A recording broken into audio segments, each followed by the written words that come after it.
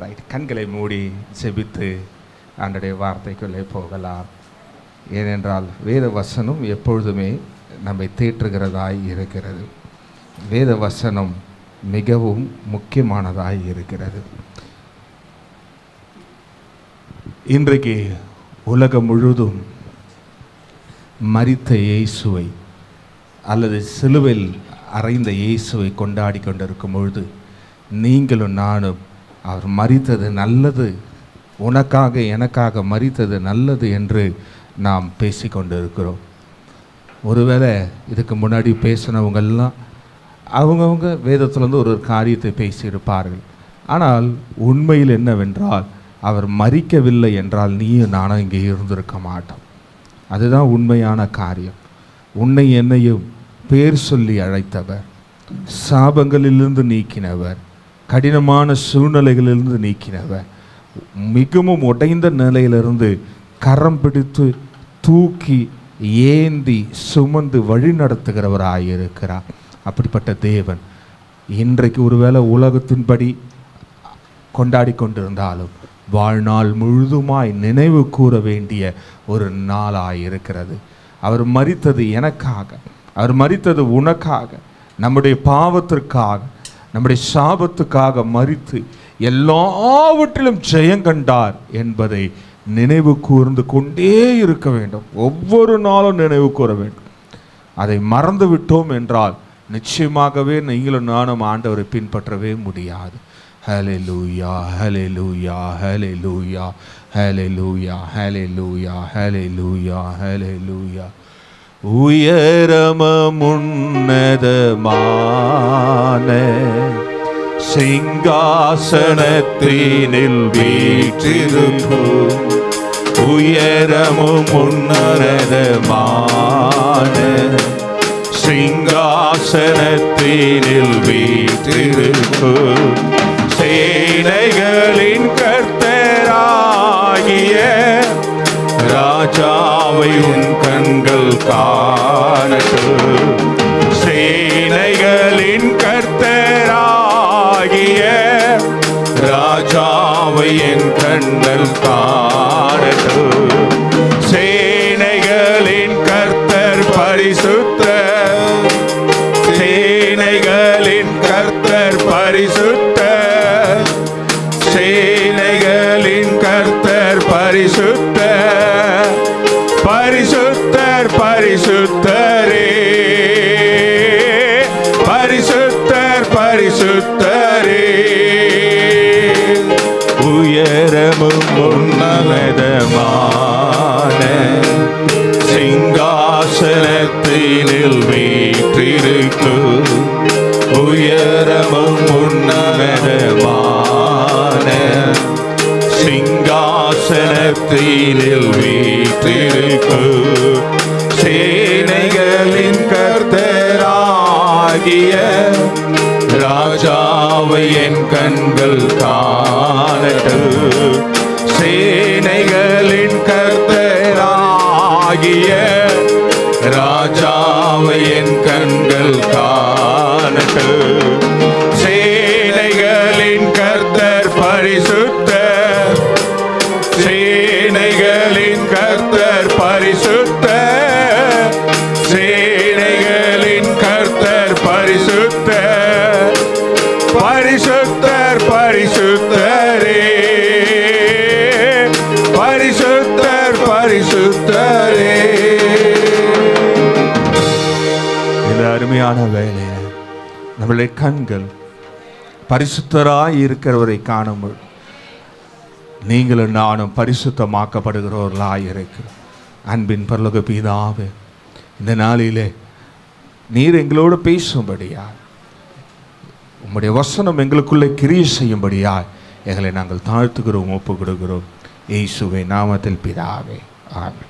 Okay, right. இப்போ இயேசு நமக்காய் மரித்தார். அதில் எந்த மாற்றமும் இல்லை, எந்த சந்தேகமும் இல்லை. ஆனால் யார் மரித்தார் அப்படின்றத மாத்திரம் நம்ம பார்த்து முடித்து விடலாம். ஏனென்றால் ஏற்கனவே 7 வார்த்தையை அருமையாய் பேசிவிட்டார். அதுக்கப்புறம் அவருக்கு பின்பதாய் வந்தவர் செத்தா பழைப்போம் அப்படின்னு ஒரு சத்தியத்தை சொல்லிட்டு போய்விட்டார். கரிதனை செத்தா பிழைப்போம்ல, வேற எவனும் பிழைக்க மாட்டான், நம்ம மாத்திரம்தான் செத்தாலும் பிழைப்போம் அப்படின்ற ஒரு சத்தியத்தை சொல்லிவிட்டு போயிட்டார்கள். அடுத்தபடியாய் வந்தவர்களும் சாபங்கள் எல்லாம் மாறி ஆண்டவர் சிலுவையில் வெற்றி தந்தார் அப்படி வெற்றி தந்தார் அப்படின்று சொல்லிவிட்டு போயிட்டார். ஆனால் இயேசு ஏன் மரித்தார் அப்படின்றதுக்கு ஒரே ஒரு காரியத்தை மாத்திரம் சுருக்கமாக சொல்லிடுறேன். ஏனென்றால் நமக்கு எல்லா சத்தியங்களும் தெரியும், ஆனால் அவர் உண்மையாக வந்தது ஏன்னா 3 விஷயம்தான், வேற எதுவுமே கிடையாது. சத்தியத்தை பிரசங்கிக்க வேண்டும் என்று தீர்மானித்திருந்தால் தீர்க்கதரிசிகளை அவரால் எழுப்பியிருக்க முடியும். சத்தியம் பிரசங்கிக்கப்பட வேண்டும் என்று எண்ணியிருந்தால் அவர் ராஜாக்களையும் அல்லது ஆசாரியர்களையும் இன்னும் பலமாய் உருவாக்கி இருக்க முடியும். ஆனால் இவங்களெல்லாம் முடியாத ஒரு காரியத்தை முடிக்கணும் அப்படின்ற ஒரே நோக்கத்துக்காக தான் இயேசு பூமியிலே வந்தார், அதுக்காக தான் மரித்தார். எடுத்து வாசிக்கலாம். எபிரேயர் 1:3 புக் ஆஃப் ஹீப்ரூ 1:3 பார்க்கலாம். இவர் அவருடைய மகிமையின் பிரகாசமும் அவருடைய தன்மையின் சொரூபமாய் இருந்து சர்வத்தையும் தம்முடைய வல்லமையுள்ள வசனத்தினாலே தாங்குகிறவராய் தம்மாலே தாமே நம்முடைய பாவங்களை நீக்கும் சுத்திகரிப்பை உண்டு பண்ணி உன்னதத்தில் உள்ள மகத்துவமானவருடைய வலது பார்சத்திலே உட்கார்ந்தார். இங்க பாருங்களேன், ஒரே ஒரு காரியம், முதல்ல 3 காரியம் தான் இருக்கு இயேசு ஏன் மரித்தார் என்று. அதுல முதல் காரியம் என்னவென்றால் giving an atonement for the sin, நம்மளுடைய பாவத்திற்கு ஒரு விமோசனம் கொடுப்பதற்காக தான் அவர் மரித்தார், வேற எதுவுமே கிடையாது. நீங்க இயேசு எனக்கு வாழ்வு கொடுக்க மரித்தார் அப்படின்னா கிடையாது. ஏனென்றால் எவனுடைய பாவம் மறைக்கப்பட்டதோ, எவனுடைய பாவம் மன்னிக்கப்பட்டதோ அவன்தான் வாழ்வடைவான். எவன் பாவத்தை அறிக்கிடுகிறானோ அவன் தான் வாழ்வடைவான். பாவத்தை மறைக்கிறவன் அவன் விட்டுறேன், உங்க கையில் விட்டுறேன். ஆனால் இயேசு பாவத்தை மீட்டெடுக்க, பாவத்தில் இருந்த மனிதனை மீட்டெடுப்பதற்காக தான் முதல்ல மரிச்சார். அவர் மரிக்கல அப்படின்னா, அல்லது அவர் ரத்தம் சிந்தவில்லை என்றால் இன்றை வரைக்கும் நீயும் நானும் செய்த பாவத்திற்கு இந்த பூமியில அதற்கான பலனை அனுபவித்து விட்டு செல்லணும். சிலர்லாம் சொல்லுவாங்க, என்ன தெரியுமா, செஞ்ச கருமாவை இங்கேயே கழிச்சிடணுமா தெரியுமா உங்களுக்கு? மற்ற மதத்தார் சொல்லுவாங்க, செய்த கர்மாவை, அந்த கர்மான்றது என்னன்னு தெரியாது, ஒருவேளை நீங்கள் அதுக்கு அடிலைட்டாக இழுத்து சொன்னீங்கன்னா நல்லா இருக்கும், இங்கேயே கழித்து விட்டு போகணுமா. ஆனால் உனக்கும் எனக்கும் அப்படி கிடையாது. நீ கிறிஸ்துவுக்குள்ளே பிறந்திருப்பாய் என்றால், புதிய மனுஷனாய் பிறந்திருப்பாய் என்றால், நாம் செய்த எல்லா பாவத்திற்கும் விடுதலை இயேசுடைய மரணம் மாத்திரம்தான். யாரெல்லாம் சிலுவையை பார்த்து இயேசுடைய மரணத்தின் மீது நம்பிக்கை வைத்திருக்கிறார்களோ அவங்க எல்லாருக்கும் என்ன நடக்கும் அப்படின்னா, நீங்க செய்த பாவத்திலிருந்து விடுதலையை இயேசு தருகிறவராய் இருக்கிறார். ஹல்லேலூயா. அப்போ நம்ம நீதியை செஞ்சு பாவத்தை கழிக்கவே முடியாது.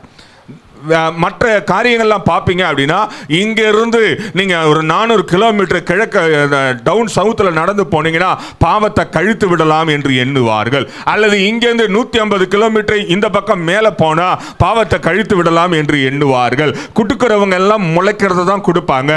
ஒருவேளை விரலை கொடுக்க சொல்லுங்க, கையை கொடுக்க சொல்லுங்க, பாவத்துக்காக அதெல்லாம் கொடுக்க மாட்டாங்க. ஆனால் நீயும் நானும் எதுவுமே கொடுக்காம, எதையுமே செய்யாம பாவத்திலிருந்து விடுதலை தருவதற்காய் அவர் மரித்தார். ஹல்லேலூயா.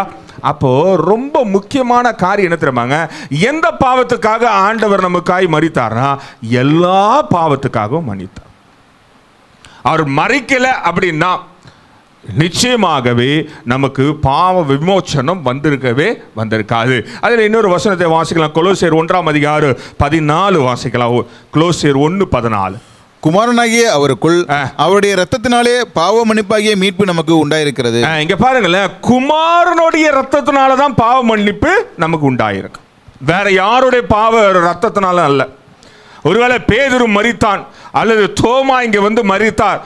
தோமா மரித்தபடினால அவருடைய கல்லறை எங்கேயோ சாந்தோம்ல இருக்கு, அல்லது அவர் மரித்த இடத்துல ஒரு ஆலயம் கட்டியிருக்கிறாங்க, அங்க ஒரு கல் இருக்கு தெரியுமா உங்களுக்கு, ப்ளீடிங் கிராஸ்னு. அதை பார்த்தா அல்லது அந்த ரத்தத்தை தொட்டா நமக்கு பாவ மன்னிப்பு கிடைக்குமானா கிடைக்கவே கிடைக்காது. குமாரனுடைய ரத்தத்தினால தான் நமக்கு பாவ மன்னிப்பு உண்டாயிட்டும். அப்ப அந்த குமாரனாகிய இயேசு கிறிஸ்துடைய ரத்தம் யார் மேல பூசப்படுகிறதோ, யார் மேல தெளிக்கப்படுகிறதோ, யார் அவருடைய ரத்தத்தினால கழுவப்படுகிறார்களோ அவர்களுக்கு தான் அவருடைய காரியங்கள் எல்லாம் மாறி விடுகிறதா இருக்கிறது. இப்போ ஒரு ஆட்டு ரத்தம் வேணும் அப்படின்னா எப்படி எடுக்க முடியும்? ஒன்றும் கிடையாது. ஒரு என்னது வென்ஃப்ளான் எடுத்துகிட்டு போயிட்டு அதோடைய நரம்பை பார்த்து அழகாக குத்துனா ரத்தம் வெளியே வந்துடும். தெரியுமா உங்களுக்கு? எத்தனை பேர் ஊசி நீங்கள் நரம்பில் குத்திக்கிறீங்க? நீங்கள் பார்க்கறத பார்த்தா நீங்கள் ஏதோ வெளிநாட்டிலேருந்து பேசுகிற மாதிரியே என்ன பார்க்குறீங்க. வென்ஃப்ளான்றது ஒன்றும் இல்லைங்க. நீங்கள் குளுக்கோஸ் ஏற்றுவாங்கல்ல, குளுக்கோஸ்னால் அது பேர், அது ஏற்றும் போது ஒரு இது குத்துவாங்க, அதுலேயே ரத்தத்தை எடுப்பாங்க. நீங்கள் ரத்த தானம் பண்ணிங்கன்னா அது வழியில் ரத்தம். நான் யோசிச்சிருப்பேன், ஏன் ஆண்டவர் மறித்து தான் ரத்தத்தை கொடுக்கணுமா அப்படின்னா, மறிப்பதில் பல வகைகள் உண்டு, ரத்தம் கொடுப்பதில் பல வகைகள் உண்டு. நீங்கள் இன்னொரு மனிதன் உயிர் வாழ்வதற்கு ஒரு யூனிட் பிளட்டு கொடுத்தா இன்னொரு மனிதன் வாழலாம். தெரியுமா உங்களுக்கு? உங்கள் பிளட்டிலேருந்து 4 பேர் உயிர் வாழலாம். ஒன்று ஆர்பிசி, டபிள்யூபிசி, பிளாஸ்மா, பிளேட்லெட்ஸ். இதை 4ஆக பிரிப்பாங்க. வேறு எதாவது எக்ஸ்ட்ரா பிரிக்கிறாங்களான்னு தெரியல, தெரிஞ்சால் சொல்லுங்கள், கற்றுக்கிறேன். இந்த 4ஆக பிரித்து 4 பேருக்கு கொடுப்பாங்க, 4 பேர் உயிர் வாழலாம். ஆனால் உலகத்தில் இருக்கிற எல்லாருடைய பாவத்துக்காக ஒரு பலி ஆகணும்னா கழுத்தை வெட்டினாதான் பலி. அதுக்கு பேர் நீங்கள் பலி செலுத்தும் போது பார்த்துருப்பீங்க. நம்ம எல்லாருமே எங்கேருந்து வந்திருக்கிறோம்? டைரெக்டாக பரலோகத்தில் வந்திருக்கிறோம். அப்படி தானே? அல்லேலூயா சொன்னீங்களா? கல்லால் அடிப்பேன் யாராலையும் சொன்னீங்கன்னா. என் தாய் பாவத்தினால் கர்ப்பம் தரித்து பாவத்தினால் பெற்றெடுத்து பாவத்திலே நம்ம வளர்ந்து வந்திருக்கிறோம். அப்படி என்றால் நமக்கு தெரியும் பலினா எப்படின்னா, தலை தனியாக முண்டை தனியாக போகணும், அந்த ரத்தம் புட்டிங்கிட்டு பீறிக்கிட்டு அடிக்கணும். அதுதான் ரத்த பலி. ஓகேங்களா? அப்போ இயேசுடைய ரத்தம் பலியாகணும்னா கழுத்து தலையாக போகணும், தனியாக போகணும். அதான அர்த்தம். பலி கொடுக்கணும்னா அப்படி தான் கொடுக்கணும், வேற வழி கிடையாது. ஆனால் வேதம் சொல்லுகிறது, ஏசாயாவின் புத்தகத்தில் நீங்கள் வாசிப்பீர்கள் என்றால், நீதிமானுடைய ஒரு எலும்பு கூட என்ன ஆகாதான்? நொறுக்கவே படாது. இப்போ ஆண்டருடைய தலை தனியாக போச்சுன்னா கழுத்தெலும்பு என்ன ஆகிடும்? துண்டா போயிடும். ஸோ வேத வசனம் நிறைவேறுவதற்காக கடைசியாக ஈட்டி எடுத்து எங்கே கொடுத்தனா? ஏன் விழாவில் குத்தனா அப்படின்னு பார்த்தீங்கன்னா, நீங்கள் ரைட் சைடில் குத்துறானா லெஃப்ட் சைடில் குத்துறானான்னு கேட்டிங்கன்னா, குத்தும் போது நான் இல்லை, அதனால் தப்பாக நினச்சிக்காதீங்க. நீங்கள் யாராவது இருந்தால் சொல்லுங்கள் எந்த பக்கம் குத்துனான்ட்டு. நீங்கள் ஃபோட்டோ பார்த்துட்டு அங்கே தான் குத்திருக்கிறாங்க அப்படின்னா நான் கண்ணாடி வச்சு வேறு பக்கத்தில் காட்டுவேன். தெரியுமா உங்களுக்கு? இப்போ உங்கள் மூஞ்சியில் இந்த பக்கம் மறு வச்சுட்டு இங்கே ஒரு கண்ணாடி வச்சு இந்த பக்கம் ஒரு கண்ணாடி வச்சிங்கன்னா அந்த மறு வேறு பக்கம் மாறிடும். தெரியுமா உங்களுக்கு? ஆமாம். அதனால் நீங்கள் ஃபோட்டோ பார்த்தாலாம் என்னை ஏமாற்ற முடியாது. அப்போ எந்த பக்கம் குத்துறாங்கன்னு எனக்கு தெரியாது. ஆனால் மெடிக்கலாக என்ன சொல்லுகிறார்கள் என்றால், ஷ்ரவுடு அப்படின்னு ஒன்று இருக்குது. ஆண்டவர் இறந்த பிறகு சீலையில் சுற்றி வைத்தார்கள். அந்த சீலை இன்றைக்கும் இருக்கிறது.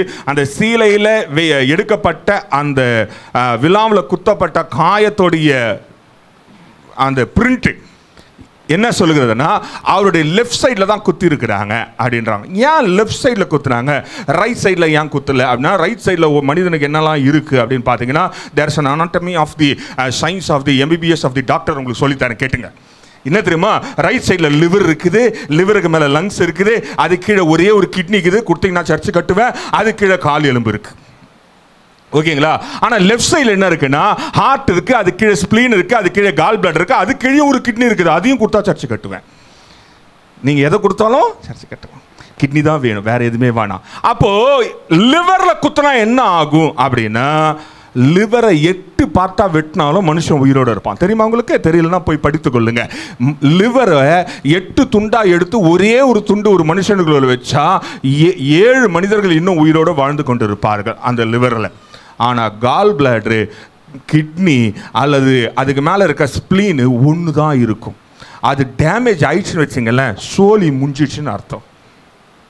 ஸ்ப்ளீனு வேலை செய்யலைன்னு வச்சுங்களேன், ஸ்ப்ளீனோ கால் பிளாடரோ வேலை செய்யலை அப்படின்னா ரொம்ப கஷ்டம், ரொம்ப கஷ்டம். அவங்களால சுறுசுறுப்பாக இருக்கவே முடியாது. ஆல்மோஸ்ட் அவங்க அரை பிணம் போல தான். அதனால தான் அவர் ரைட் சைடில் குத்தி இருக்கலாம், லெஃப்ட் சைடில் குத்தி இருக்கலாம் அப்படின்னு நான் சொல்லலை, ஆராய்ச்சியாளர்கள் சொல்லுகிறாங்க. ஏனென்றால் குற்றப்படும் பொழுது கீழேருந்து எப்படி குத்தினாலும் மேலே போய் ஹார்ட்டோடைய லெஃப்ட் வென்ட்ரிக்கல் டவுன் வென்ட்ரிக்கலில் குத்தும் பொழுது நீங்கள் ஹார்ட்டை படிச்சிருப்பீங்க அப்படின்னா, நான் பாருங்கள் உங்களுக்கு சயின்ஸ் சொல்லி கொடுத்துட்ருக்கேன் பிரசங்க எடுக்க சொன்னால். This is anatomy class, okay? So don't forget to read about the very ventricular parts of the heart. தெரியுங்களா உங்களுக்கு? ஹார்ட்ல 4 பார்ட் இருக்கு. ஒன்று லெஃப்ட் ரைட்டு. லெஃப்ட்ல இருக்கிறது க்ளீன் பண்றதுக்கு உள்ள வாங்கோ, லெஃப்ட்ல இருக்கிறது ரைட்ல இருக்கிறது க்ளீன் பண்ணி மேலே அனுப்பு. நீங்கள் பார்த்தா பாஸ்டர் பிரசங்கம் பண்ண சொன்னால் ஹார்ட் எடுத்துன்னுக்கிறீங்க. எதுக்கு சொல்கிறேன்னா, ஹார்ட்டோடைய லெஃப்ட் பகுதியில் கீழே ஒரு வென்ட்ரிக்கல் இருக்குது, ஒரு எப்படி சொல்கிறது, ஒரு பார்ட் இருக்குது. அதுக்குள்ளே தான் கடைசி சொட்டு ரத்தம் வரைக்கும் சுத்தமாவதற்காக வந்து ஊற்றப்படும். ஓகேவா? இப்போ கீழே வந்து குத்தும் போது லெஃப்ட் வென்ட்ரிக்கலுடைய டவுன் பார்ட்டில் குத்துனானா உடம்புல இருக்க கடைசி சொட்டு ரத்தம் வந்து ஊத்துறதையும் வெளியே குத்தி வெளியே எடுத்துட்டான். இப்போ புரியுதுங்களா உங்களுக்கு எதுக்கு இவ்வளோ பெரிய எக்ஸ்பிளனேஷன்னு? ஏன்னு கேட்டிங்கன்னா, கழுத்து எலும்பு உடைக்கப்படாமல் கடைசி சொட்டு ரத்தம் வரைக்கும் வெளியே வர்றதுக்கு விழாவில் குத்து வாங்கினார். எதற்காக என்றால், அந்த கடைசி சொட்டு ரத்தமாவது யாரையாவது ஒருவருடைய சாபத்தை, யாராவது ஒருவருடைய பாவத்தை கழுவும் என்றால் அது பயன்படுத்தும் என்று என் இரட்சகர் உனக்காக எனக்காக பலியானார். ஹல்லேலூயா. இப்போ யோசிச்சு பாருங்களேன், ரத்தம் சிந்தாம மன்னிப்பு, பாவ மன்னிப்பே கிடையாது. அந்த காலத்திலையும் இக்காலத்திலையும் மற்ற காரியங்களில் யூதர்களுடைய சந்ததியார் அல்லது ஆபிரகாமுடைய சந்ததியார் பாவ மன்னிப்பு இன்று வரைக்கும் அவங்க பெற்றுக்கொள்வது எப்படி என்றால், அவங்க பாவத்துடைய அளவை வைத்து பலி கொடுப்பாங்க. அதே மாதிரி தான் சொன்னார். யாராவது அம்மா சொன்னாங்க, கஞ்சி ஊற்றுனாங்க, சாம்பார் கொடுக்குறாங்க, அடுத்த வருஷம் பாஸ்டர் பிரியாணி போடுவார். நிச்சயமாக ஒட்டக பிரியாணி போட எனக்கு ஆசை. மூப்பினார், ஒட்டக பிரியாணி சாப்பிட்டுக்கிறீங்களா? சாப்பிட்டதில்லை, நம்மெல்லாம் சாப்பிட்டு விடலாம். ஆனால் கவலைப்படாதீங்க, யாராவது ஒருத்தர் ராஜஸ்தான் போய் ஒட்டகத்தை வாங்கிட்டு வாருங்கள், நாம் எல்லாம் பலி கொடுத்து அதை சாப்பிடலாம். ஒட்டகத்தை பலி கொடுப்பாங்க. எதுக்குன்னா, பாவத்துடைய அளவு. யானை ஏன் பலி கொடுக்க மாட்டாங்க தெரியுமா? நான் கேட்டிருக்கேன். இந்த ஒட்டகத்தை ஒரு பண்டிகை இருக்குது, அப்போ கொடுப்பாங்க. வெள்ளாஞ்சேரியில் கிடைக்கும், இல்லைனா பள்ளஞ்சேரியில் கிடைக்கும். நீங்கள் இப்போயே புக் பண்ணிங்கன்னா கிலோ 1800. அப்படி தானே பிரதர்? 2000 ஆயிடுச்சா? 2000 ரூபாய்க்குள்ள 1 கிலோ கறி கிடைக்கும், ஒட்டக்கறி. வேணும்னா வாங்கி சாப்பிடுங்க. அது தப்பான்னு கேட்டால் தப்பு இல்லை. நீங்கள் சாப்பிடுகிற உங்கள் வாய்க்குள்ளே போவது எதுவும் உங்களை தீட்டுப்படுத்தாது. ரைட். இப்போ ஒன்று வச்சுக்கொள்ளுங்களேன். ரைட். இப்போ ஏன் யானையை கொடுக்கல அப்படின்னா, யானைக்கிட்ட போய் கழுத்து எவனும் கத்தியால் வெட்ட முடியாது. போனீங்கன்னா தும்பிக்கையில் உங்களை காலு கீழே வச்சுட்டு நீங்கள் பலியாயிடுவீங்க யானைக்கு. ஒட்டகம் பாவம், அது அதிகபட்சம் அந்த லூஸ் லப்பர் வாயை வச்சு லப்பன்னு ஆட்டின்னு இருக்கும், அவ்வளோதான், வேறு எதுவும் பண்ணாது. ஆனால் ஒட்டகம் கடிக்கும், அது பிரச்சனை இல்லை. அதுக்கு முன்னாடி நம்மளால அழகாக குத்தி ரத்தத்தை எடுத்துருவான். அப்போ ரத்த பலி சிந்தாமல் பாவ விமோச்சனம் கிடைக்காது. இப்போ பாவம் அதிகமாக என்ன ஆயிடுச்சு தெரியுமா? பலி கொடுக்க போதுமான தகுதியான மிருகங்கள் கிடைக்கல. ஆரம்பத்தில் என்ன கொடுத்தாங்க? கோழி கொடுத்தாங்க, எலி கொடுத்தாங்க, பூனை கொடுத்தாங்க, நாய் கொடுத்தாங்க, ஆடு கொடுத்தாங்க, மாடு கொடுத்தாங்க, கடைசியில் ஒட்டகம் வரைக்கும் கொடுத்துட்டாங்க. ஆனால் இப்போ பாவம் அதிகமாகி விட்டது. எப்படி பாவம் அதிகமாயிற்று என்றால், புதிய ஏற்பாட்டில் சொல்லுகிறது, நீ யாரையாவது இச்சையோட சிந்தித்தாலே, பார்த்தாலே என்ன பண்ணிட்ட? விபச்சாரம் பண்ணிட்ட. விபச்சாரம் பண்ணிட்டடா பாவி அப்படின்ற மாதிரி ஆயிடுச்சு. ஓகேங்களா? இப்போ இப்படிப்பட்ட உயர்ந்து திக்கா நிற்கிற பாவத்திற்கு ஒரே ஒரு பலி வேணும். அது ஹியூமன் பீயிங்கோடைய பலி.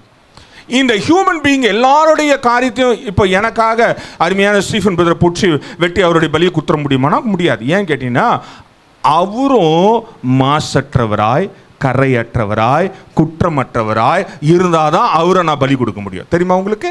பலி கொடுக்கப்படுகிற ஆடாக இருந்தாலும் மாடாக இருந்தாலும் அது கோயிலுக்கு நேந்தி விட்டுருவாங்க. அந்த மாட்டை அடிக்கூட மாட்டாங்க. தெரியுங்களா உங்களுக்கு? அந்த காலத்தில் மாடு வளர்த்து கோயிலுக்கு நேந்தி விடுறவங்கள போய் கேட்டிங்கன்னா அந்த மாட்டை அடிக்க மாட்டாங்க, தொட மாட்டாங்க, வேலைக்கு சோறு வச்சுருவாங்க. அது கோயில் மாடு, ஊர் ஃபுல்லாக மேய்ஞ்சிட்டு சாப்பாட்டு கொண்டு தின்னுட்டு திரும்ப ஊர் ஃபுல்லாக மேய்ஞ்சின்னு இருக்கும். ஆனால் அதுக்கு தெரியாது வருஷ கடைசியில் அதை தான் நம்மளுடைய பாவத்துக்காய் மறிக்க போகுதுன்னு அந்த மாடுக்கு தெரியாது. அதே போல குற்றமற்ற ஒரு மனிதன் இருப்பான் என்றால் இயேசு பூமியில் வந்திருக்க மாட்டார். இப்போ யாருமே இல்லை. அதனால தாங்க ஆண்டவர் குற்றமற்றவராய், கரையற்றவராய், திரையற்றவராய், ஒரு மாசும் இல்லாத உனக்காய் எனக்காய் பலியானார். அப்படி என்றால் இயேசு கிறிஸ்து மரிக்கல அப்படின்னா மனித குலத்துக்கு பாவ விமோசனம் என்பதே கிடையாது. அப்போ இயேசுடைய மரணம் முதலாவதாக என்ன கொண்டு வந்தது என்றால் அது நம்மளுடைய பாவத்தை மன்னிக்கிறதா இருந்தது.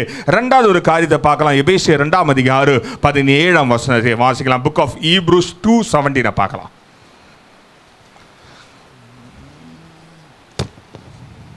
ரெகான்சிலியேஷன் கொடுத்து பகையை சிலுவையினால் கொன்று அதனாலே இருதரத்தாரையும் ஒரே சரீரமாக தேவனுக்கு ஒப்புரவாக்கினார். இங்க பாருங்களேன், எபேசியர் 2:17 நீங்க வாசிப்பீங்க அப்படின்னா, இரண்டாவதாக இயேசு மரித்ததுக்கான ஒரே ஒரு காரியம் என்னவென்றால், முதல்ல பாவத்திலிருந்து நம்மளை விடுதலையாக்க, இரண்டாவது எதுக்கு என்றால் நம்ம ரெகான்சில் பண்றதுக்காக தான் வந்தார். ரெகான்சில் என்றால் யெகோவாகிய தேவன் மனிதனிடத்தில் நேரடியாக பேசிக்கொண்டிருந்தார். எந்த கஷ்டமும் கிடையாது.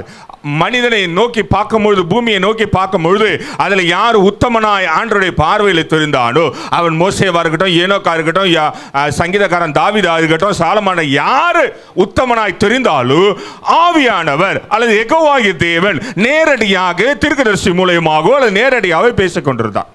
இப்போ என்ன ஆயிடுச்சு தெரியுமா?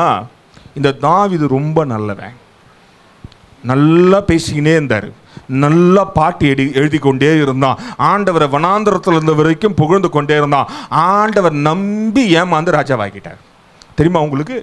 ஒரு சிலவங்களாம் பாட்டு இப்போ பாடுறாங்க, இப்போ வர பாட்டு அம்மா வர்றதுக்கு முன்னாடி ஆண்டவர் எழுதிட்டாராம். அம்மா வர்றதுக்கு முன்னாடி பைபிள் எங்கேயுமே இல்லை. தாவீது நல்லவன், வனாந்தரத்தில் இருந்தான், பாட்டு எழுதுறான்னு ஆண்டவர் நம்பி ராஜாவாக்கிட்டார். இந்த திருட்டு பையன் என்ன தெரியுமா பண்ணா? உங்களுக்கு எனக்கும் தெரியும் என்ன பண்ணா. பாவம், அவன் கீழே வேலை செய்கிற படை தளபதியோடைய பொண்டாட்டி மேலே ஆசைப்பட்டதுனால ஆண்டவர் அவன் என்ன பண்ணிட்டார், அவன்கிட்ட பேசத்தெல்லாம் கட் பண்ணிட்டார். இப்போ ஆண்டவர் ஏமாற்றப்பட்டு விட்டார். யாரால? தாவீதால. இன்னைக்கு கூட நம்ம கூட அப்படிதான் ஆண்டவர் ஏமாத்துறோம். வந்த உடனே அப்படியே நல்லவங்களை போலவே நடிப்போம். ஆண்டவரும் பார்த்து ஐயோ என் புள்ள வந்துக்குதுன்னு ஆசீர்வதிச்சுவார்.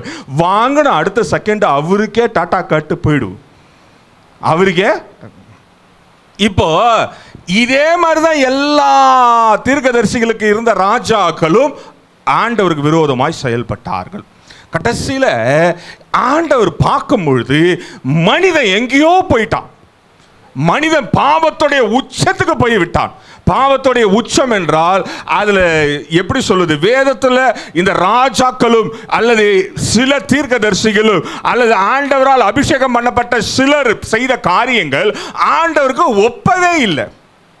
ஆண்டவர் ஏற்றுக்கொள்ள முடியாத, ஜீர்ணிக்கவே முடியாத அவ்வளோ பெரிய காரியங்கள் செய்ததுனால மனிதனுக்கும் ஆண்டவருக்கும் பெரிய இடைவெளி வந்துருச்சு. பெரிய இடைவெளி. எப்படி தெரியுமா? இப்போ ஒரு அப்பாவும் பையனும் இருக்கான்னு வைத்துக்கொள்ளுங்களேன். அப்பா பையனை பார்த்து கண்டிச்சுக்கிட்டே இருக்கார். பையன் வந்து ஒரு நாள் அமைதியாக இருப்பான், 2 நாள் அமைதியாக இருப்பான், 3 நாள் அமைதியாக இருப்பான், 4வது நாள் வாயை மூடுனுவான், 5வது நாள் அப்பா அடிக்க கை வாங்கினா கையை பிடிப்பான், 6வது நாள் அப்பா வாங்குவார். அதனால் உண்மை, ஃபேக்ட் அதுதான். சரி, நீங்கள் அப்பானோடனே நீங்கள்லாம் நினச்சிக்கிறீங்க. அம்மாக்கெல்லாம் பாவம் முதல் நாளே வாங்கிடுவாங்க. அப்பாக்கள் சந்தோஷப்படுங்க, நீங்கள் 6வது நாள் தான் வாங்குகிறீர்கள். அம்மா அப்படி இல்லை, முதல் நாள் கை வாங்கும் போதே யார் மேலே கை நோங்குறோம் பழுக்குன்னு விழுவும். பாவம் அம்மாக்கள், அவங்கள அப்படியே விட்டு விடுவோம். இப்போ இந்த பகையை பேசி தீர்க்கணும். இதுக்கு யார் தெரியுமா வரணும்? யார் வரணும் சொல்லுங்களேன். இப்போ அப்பாவுக்கும் பிள்ளைக்கும் சண்டை, யார் வரணும்? நடுநிலையா யார் வரணும்? அம்மா தான் வரணும். நீங்கள் பாஸ்டர் வரணும் நீங்கள் வச்சுங்க, கத்தி எடுத்துட்டு வந்து காலை வெட்டியிருப்பேன் பார்த்துக்க. எனக்கு எதுக்கு நீங்கள் 2 பேர் அடிச்சு சத்தா நான் நடுவில் வந்து மண்டையை கொடுத்து ஏன் மண்டையில் கட்டையில் அடிக்கிறதுக்கா? நல்லா தேடுறீங்க, வகை தேடுறீங்க மண்டையில் வைக்கிறதுக்கு. ரைட், இப்போ கவனிங்க. இப்போ யார் வரணும் நடுவில்? அம்மா வரணும். அம்மா வந்து எப்படி பண்ணணும்? நடுநிலையா சமாதானப்படுத்தணும். நடுநிலையா. சரி, அம்மா வரலைங்க, அடுத்து யார் வந்திருக்கணும்? கூட பிறந்த சிப்ளிங்ஸ் தான் வரணும். சிப்ளிங்னா கூட பிறந்த தங்கச்சியோ அக்காவை தான் வரணும். நீங்கள் 3வது மனுஷனை கூட்டின்னு வந்து விட்டுட்டீங்கன்னா அவன் 2 பேரையும் நல்லா கேம் பிரித்து வச்சு இங்கே ஒன்று சொல்லுவான், அங்கே ஒன்று சொல்லுவான். இங்கே 100 ரூபா காலையில் வாங்குவான், அங்கே சாயங்காலம் 100 ரூபா வாங்குவான். காலையில் வாங்குற 100 ரூபாய் சாப்பாட்டுக்கு, சாயங்காலம் வாங்குற 100 ரூபாய் வட்டி கட்டுவதற்கு அவன் அழகாக உங்களை பிரிச்சே ரூல் பண்ணிட்டு போவான். இப்போ சொந்த ரத்தத்தில் உள்ளவங்க சமாதானம் பண்ணும்பொழுது அது என்ன தெரியுமா ஆகும்? கொஞ்ச நேரம் மூர்க்கமாக இருக்கும், கொஞ்ச நேரம் கடினமாக இருக்கும். என்னம்மா இப்படி சொல்கிற? அவர் எப்படி பேசினார் தெரியுமா? கை ஓயின்னு வந்துட்டார் தெரியுமான்னு அம்மா. பையன் சொல்லுவான், அம்மா என்ன சொல்லுவா, டேய் அப்பா தானடா, உன்னோட வயசில் உன்னை பெற்று நீ ஹாஸ்பிட்டலில் 3 வயசில் எப்படி திறமா இருந்த, சாவை கந்த தூக்கினே அந்த ஆள் தாம்பரம் வரைக்கும் ஓடனாலும் போய் சொல்லுவாங்க. சத்தியமாக தாம்பரம் வரைக்கும் ஓட முடியாது யாராலையும், ஆனால் சொல்லுவாங்க அம்மாக்கள், தாம்பரம் வரைக்கும் ஓடினார் தெரியுமா, உனக்கு ஹாஸ்பிட்டலே இல்லை, கட்சியில் போனால் அந்த ஹாஸ்பிட்டலில் சேர்த்து உன்னை காப்பாற்றினேன். பையன், சே இப்படிலாம் அப்பா காப்பாற்றினான், இது அவ்வளோ பொய் அம்மா சொல்கிறது. ஆனால் சரி அப்பா இப்படிலாம் சாரிப்பா அப்படின்னு ஒப்பரம் ஆகிடுவான். இப்போ ஆண்டவர் அதை செய்வதுக்கு தான் வந்தார். நீங்களும் நானும் ஆண்டவருக்கு தேவை. ஆண்டவருக்கு தேவைன்னா 3வது மனுஷன் கீழே தள்ளப்பட்ட லூசிஃபரோ அல்லது அவனுடைய சேனையை உள்ள கொண்டு வந்திருந்தா அவன் அவருக்கு ஒரு பேரம் பேசியிருப்பான், நமக்கு ஒரு பேரம் பேசியிருப்பான். மாசம் மாசம் நீ வாங்குற சம்பளத்தில் 50% கொடுத்தாதான் உன் பாவத்துக்கு மன்னிப்பு உண்டு, உனக்கு ஆசீர்வாதம் உண்டு.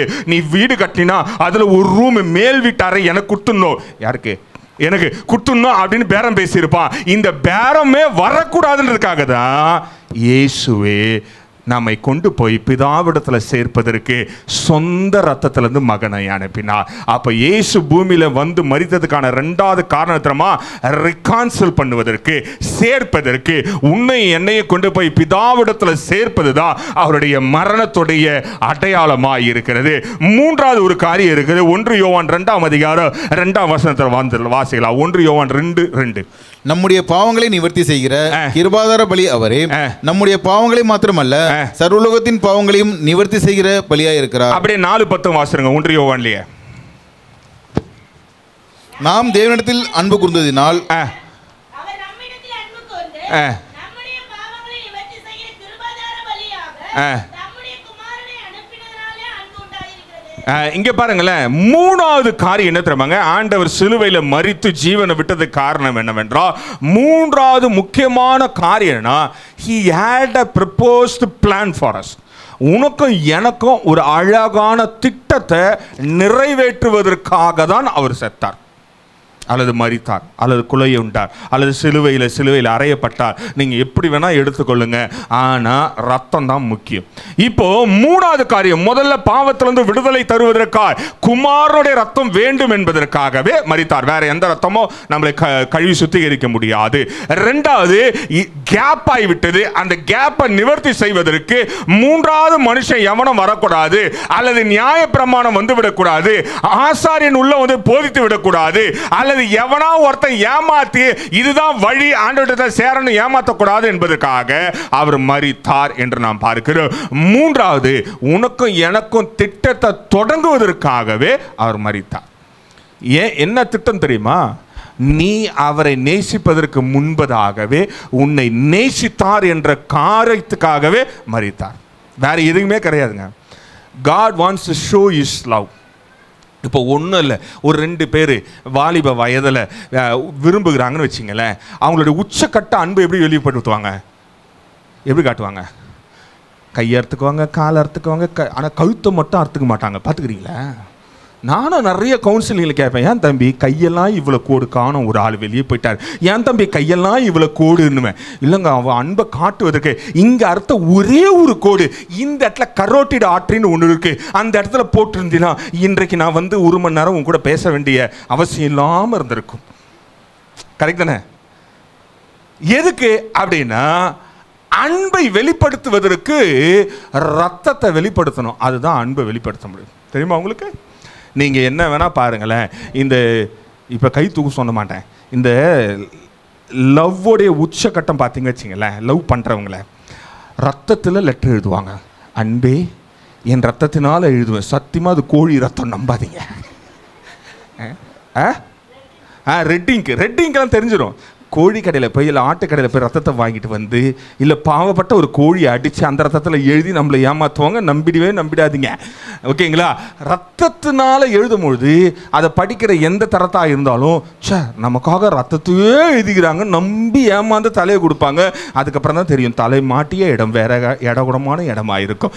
இப்போது என்ன தெரியுமாங்க பிளான் என்னன்னா, ஆண்டவர் உன்னை நேசித்தார் என்ற உச்சக்கட்டத்தை காட்டுவதற்கு அடையாளம் என்ன தெரியுமா?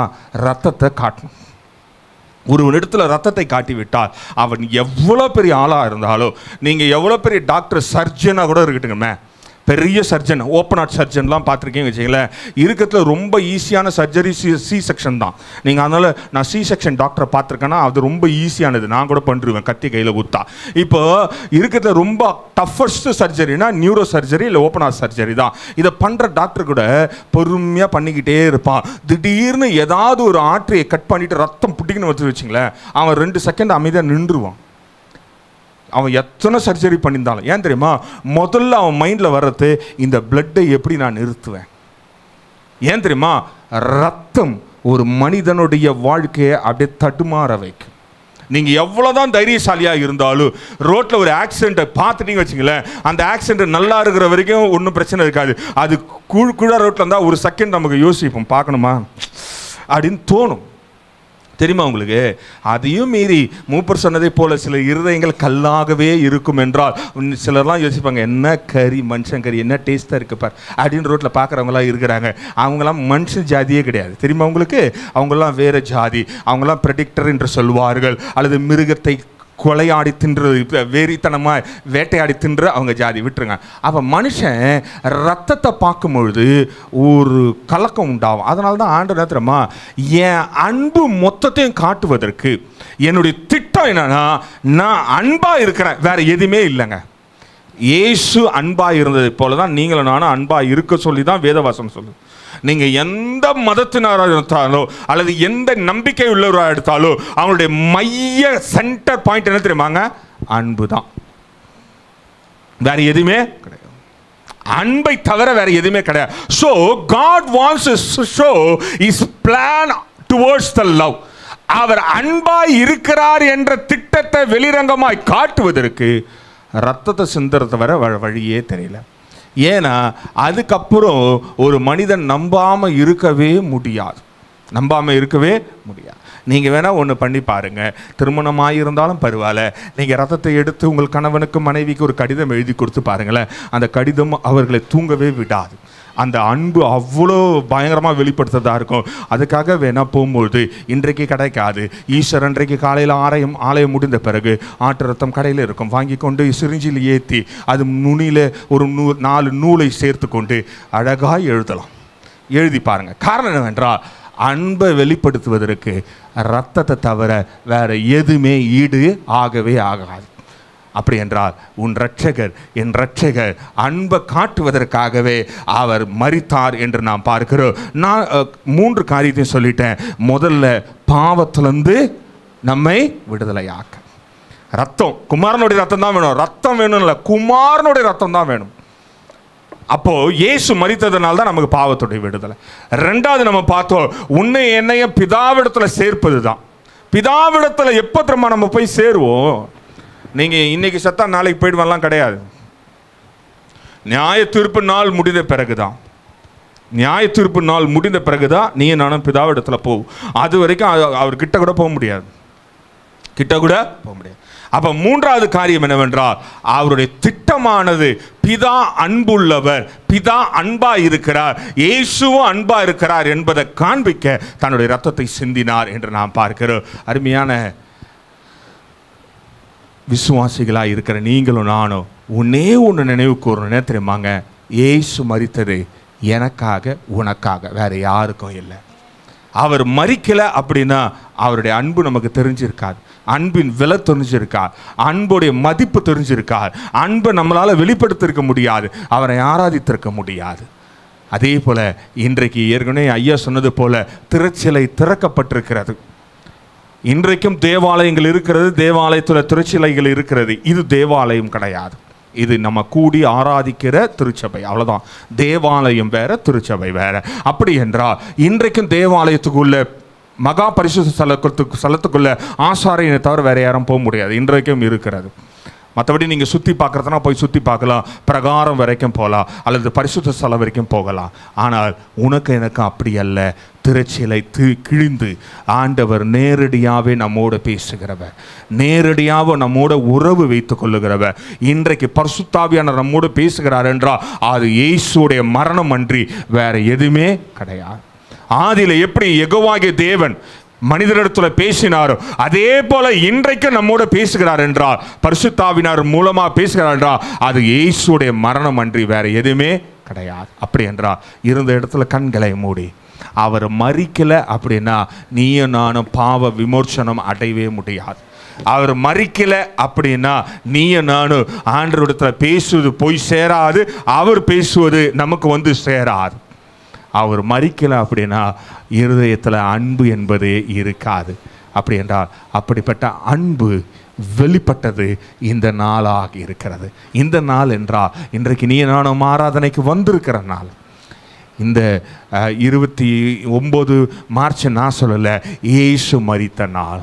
இயேசு மரித்தபடினால்தான் அவருடைய அன்பு எனக்காய் ஊற்றப்பட்டது. அவருடைய ரத்தத்தின் நிமித்தமாக தான் எனக்கு பாவ விமோசனம் கிடைத்தது. இன்றைக்கு உனக்கும் எனக்கும் அப்படிப்பட்ட பாவ விமோசனம் வந்திருப்பது காரணம் என்னவென்றால் இயேசுடைய ரத்தம். ரத்தமன்றி வேறு எதுவுமே இல்லை. அன்பின் பரலோக பிதாவே, இந்த மத்திய வேளையில் ஆண்டவரே எங்களுக்காய் மரித்து எங்களுடைய பாவங்களுக்காய் சாபங்களுக்காய் எல்லாவற்றையும் உடைத்து நீர் வெற்றி சிறந்தீர் ஆண்டவரே. எங்களுக்காய் துரைச்சலை கிழிக்கப்பட்டு இன்றைக்கு நீங்களும் நானும் பேசுவதற்காய் ஆவியானவர் எங்களோடு பேசுவதற்கு, பிதா என்னென்ன காரியங்களை எங்களோடு வைத்து செய்கிறாரோ அதை எல்லாவற்றையும் பேசுவதற்கு இயேசுடைய மரணம் எவ்வளவு அவசியமானவர். அப்படிப்பட்ட மரணத்தின் நிமித்தமாக உம்முடைய அன்பை வெளிப்படுத்தினதுக்காய் நன்றி ராஜா. அந்த அன்புக்குள்ளே எங்கள் ஒவ்வொருவரையும் மூடி மறைத்து கொள்ளுங்க. இன்றைக்கு ஆராதனைக்கு கலந்து கொண்ட ஒவ்வொருவரையும் பரலோக ராஜ்யத்தில் நாங்கள் பிரவேசித்து அந்த பிதாவுடைய வெளிச்சத்தில் வாழுகிறவர்களாக எங்களை மாற்றுங்க ஆண்டவரே. சத்தியத்தை கேட்டு என் பாவத்திற்காக ஆண்டவருடைய ரத்தம் அவசியம் என்று எண்ணினவர்களுடைய வாழ்க்கையில் உம்முடைய ரத்தத்தினால அவர்களை கழுவுங்க. பிதாவிடத்தில் பேசுவதற்கு இயேசுடைய மரணம் அவசியம் என்று எண்ணுகிறவருடைய வாழ்க்கையில் உங்களுடைய மரணத்துடைய எல்லா முக்கியத்துவம் அவங்க வாழ்க்கையில் இருக்கட்டும் ஆண்டவரே. இயேசுனால தான் நான் அன்பாக இருக்கிறேன் அப்படின்னு உணர்ந்து அல்லது இனி அன்பாக இருக்க போகிறேன் என்று தீர்மானிக்கிறவருடைய வாழ்க்கையில் உங்களுடைய மரணத்துடைய ஜெயத்தை காட்டுங்க ஆண்டவரே. கலந்து கொண்ட ஒவ்வொருவரையும் ஆசீர்வதியும் இயேசுவின் நாமத்தில் பிதாவே, ஆமென். நம்முடைய கர்த்தராகிய இயேசு கிறிஸ்துவின் கிருபையும் பிதாவின் அன்பும் பரிசுத்தாவினுடைய அந்யோன்ய ஐக்கியமும் இன்றும் என்றும் சதா காலமும் உயிர் தெழுந்தவராய் நம்ம வாழ்க்கையில் இருப்பாராக. ஆமென். என் ஆத்துமாவே கர்த்தரை ஸ்தோத்திரி, என்னுள்ளமே பரிசுத்த நாமத்தை ஸ்தோத்திரி. என் ஆத்துமாவே கர்த்தரை ஸ்தோத்திரி, கர்த்தர் செய்த சகல உபகாரங்களை மறவாதே. ஆமென். ஹல்லேலூயா. ஆண்டவரை ஆசீர்வதிப்பார்.